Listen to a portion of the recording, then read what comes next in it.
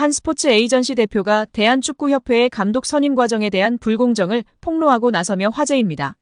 자신을 JP스포츠그룹 대표이사로 소개한 전 피에트로는 19일 자신의 SNS인 인스타그램을 통해 대한민국 국민 여러분들에게 한국 남자국가대표팀 감독 선임 과정에 관한 진실을 밝힌다며 저는 금전적인 이득이나 수수료, 어떠한 부분의 이익도 바라지 않고 대한민국 축구의 보탬이 되고 싶었다고 밝혔습니다.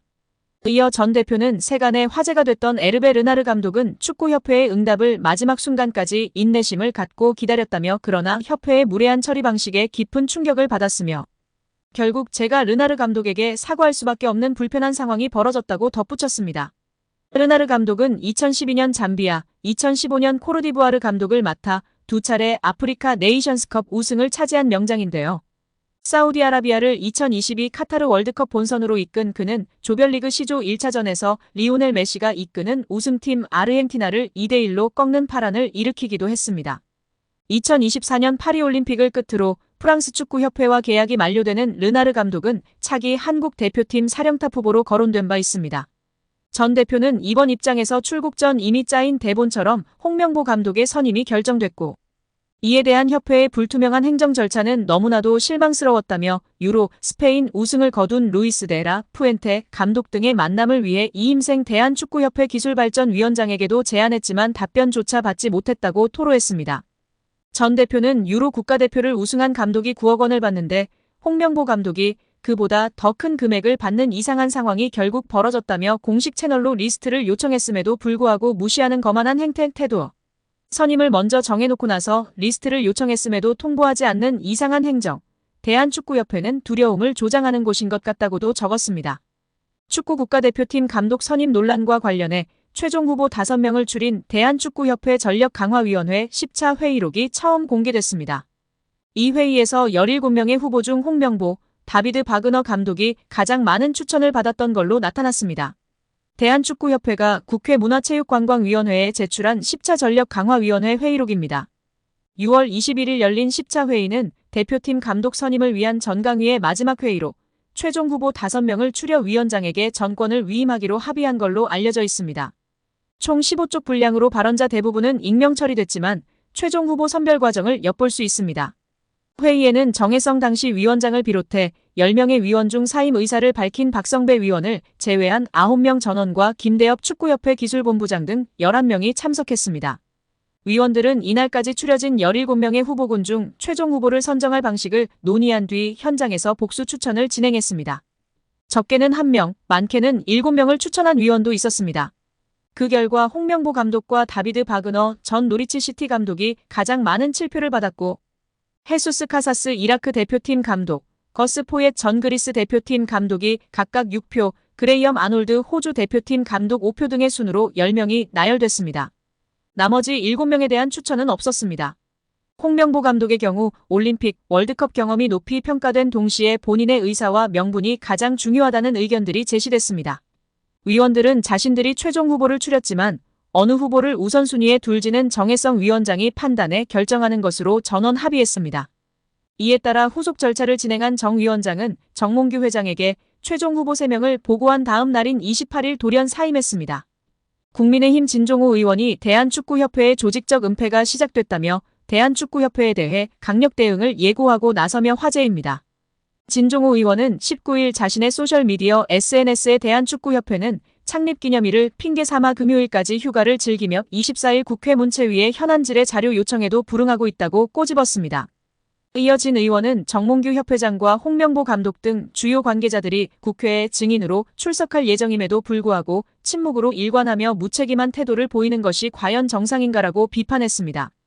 그러면서 진상을 밝히고 책임을 물어야 할 대한축구협회, 국민을 기만하는 자들은 반드시 그 대가를 치르게 될 것이라고 경고했습니다. 체육계 비리 국민제보센터를 운영 중인 진종호 의원은 앞서 홍명보 감독 선임 과정이 적절했는지에 대해 내부 제보를 받아 관련 자료를 수집 검토하고 있다며 오는 24일 국회 문화체육관광위원회 현안 질의에서 관련 내용을 검증할 계획이라고 밝힌 바 있는데요.